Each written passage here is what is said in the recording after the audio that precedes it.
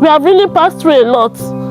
I beg Army that they should release my husband's rights to him. There are some videos that I came across today that really made me tear up. Some ex-soldiers that were sentenced to death. Some of them were sentenced to life imprisonment. How they got out, it was just a miracle.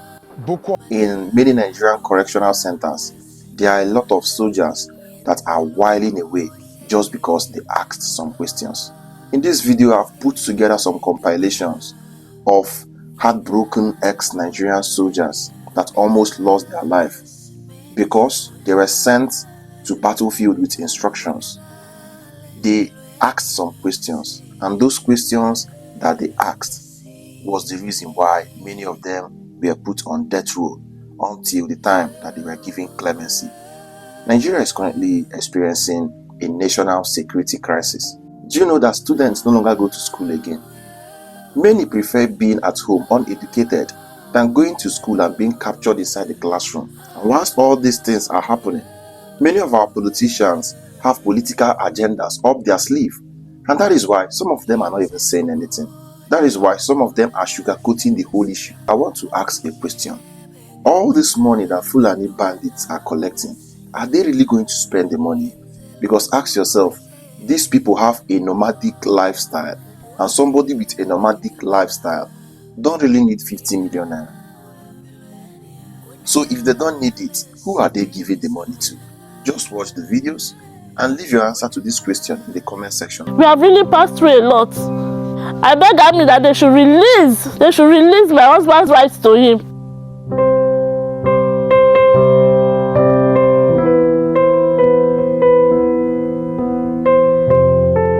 I was enlisted into the army in 2003, January 2003, and after my training I was posted to 82 Demonstration Battalion, Kaduna Jaji. We've been going to Syria, different operations. This very day, September 12, 2013, we asked to go for a particular attack. They called the place Kafia Forest. We were briefed that the people who want to go and fight, they've been in that place since 2003, that they've become a strong force.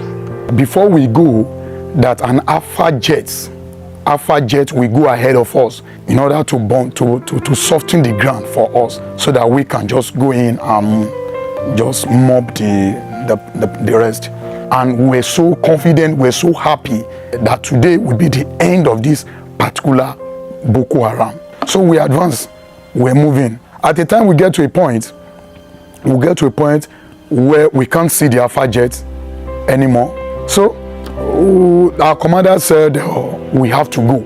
These people has already lay ambush on us.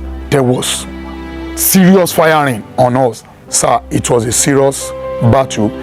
Well, by God's grace, God saved my life. That very day, we lost 38 of our men. Then the next morning, the same commander came and meet us in the camp, and began to say, gentlemen, now let us go and recover the body of our brothers, our lost fallen heroes. After his address, I now raise my hands up and now ask a question. You told us pointedly that the people are of a strong force, that we can't just go without the air bombardment. The Alpha jet go ahead of us to bombard, to soften the ground for us. He now said, you see, it's not his fault. The problem he has is the Air Force. The Air Force are the one that failed him. Knowing fully well to soldiers that it was not true. You know, soldiers from the rear, you know, they begin to murmur, and to an extent they begin to shoot to the air. You understand? That is a lie. It's a lie. You understand? And the man left. A month later, I was redeployed to another place called Megumeri local government. I just see military police, and they said they need my attention, and I go, and they said I should come and put in statement, put it in writing that what do I know about what happened on the parade ground on so day. And I wrote, and I went back to my location. I was redeployed again to another place called Damasak. Then after a month later, they came and called me that the question I asked the other day was a mutinous question, and so therefore I was charged for mutiny.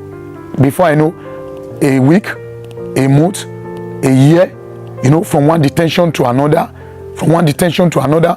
get to Abuja 2014. On a fateful day, Barrister Sam Femi Falana just came. He said those soldiers that were charged for mutiny want to see us, and he listened to our story.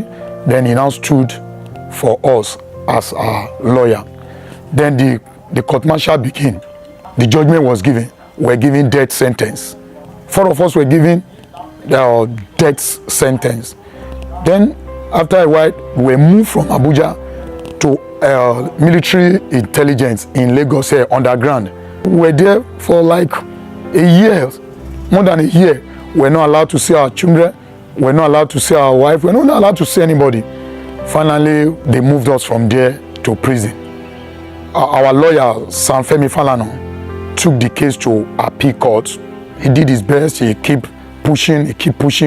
On the 50th day, that day I was in exam hall because I was writing my 200 level in the National University there, in the prison there. Then they came to call me that by God's grace, that was May, that our appeal court has discharged and acquits our case.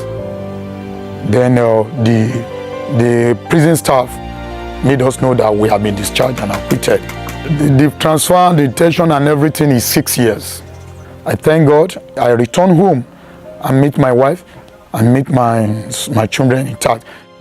It was tough. It was not easy at all. Unknown to me that I was even pregnant for one of my daughter. I didn't know. So it was when he left that time that I discovered that I was pregnant. So I was left alone. There was no means of communication. There was no how I can talk to him. People will start coming that time. They will be coming from Meduguri. I will be asking, how far? Did you see my husband? Did you hear about him? Did you do this? Did you do that? Some of them will say, Madam, we know here, but we know say your husband go come one day. What I was now hearing is that they said they should go and sentence some soldiers to death. They now mentioned their name. That year, it was a bitter year. It was not sweet at all. Army stopped paying no salary. They did not pay us any money again. How the children feed, how they went to school, it's not their business. Before we will get there to go and give him food at times, I will go there, I will see my husband, I will not be happy the way I will see him. There was a day that we were eating. It was a little soup that was remaining. I make Gary Eba. We were eating. Before I know the soup finished, the Eba is remaining. The children said they are not okay. I said, you are not okay. They said, yes, let's put water now. We put water in that pot of soup and we do it like this. And we ate it like that night. We all went to bed. So all this while, our eye have seen. If you call my children to come and testify, they will tell you. I beg Army that they should release my husband's rights to him. They should release it to him because we have really suffered a lot. Since the appeal court has discharged and acquitted us and said we are to be reinstated and go back to we are to be reinstated and be paid all our rightful dues. I keep asking myself why up to now, it's gone to a year now, nothing has been done. I joined the army with passion and just being out like this, serving the army for good 16-17 years, and you are just out like that. It's a painful stuff. I'm not angry with them, but I should have at least my rightful benefit. Like my discharge certificate with me, like my retired ID card with me, you understand? I am not angry with the army in any way, but it's a pain to me. I think say as people they talk about all these things, I don't know say go come to my domot. Yesterday I saw Mr. Tunde not post. I saw a guy that I know so much, Temple. We all thought Temple is dead. We thought Temple died from bomb blast, as my brother said, because my brother was among Temple team. Temple is not just a friend. Temple came with my brother in 2013 for my grandmother's burial. That was how I knew Temple personally. Come when my grandmother died in Imo State, Temple came for the burial. He came with my elder brother. They came on army uniform because they didn't spend time. They just spent 3 days and they went back to Maiduguri. Temple have saved my brother from death 1 or 2 times, which I know one of it. You understand? So they are very close and they are together in the same thing. On this fateful day, my brother called my mother and said they sentenced them to death. Temple, my brother name is Babylon. Ebere Egwekwe, his army name is Babylon. He's an intelligence army from Ojo Barak, Vokes. Said they sentenced them to death. What did you people do? They not do anything. They just sentenced una. Well, una go fetchy bogus. Sabisa forest matter. Una go just come out or just sentence una to death. Why? What? My mom asked. He said nothing. They did not do anything. They just sentenced them to death by hanging. Then my mama started to pray. My mama go enter New Benin market. All the market women go join my mama. They pray. They pray first speaking when my mama fete open. Now they want key because he go serve me. What about your friend Temple? Say now all of they did together. Say now even Temple now be the person where they say make a sign everything. Say but he tell her make it not all those kind of thing, you know. They say na child's play. They don't put my brothers for underground prison. We try to reach him, we not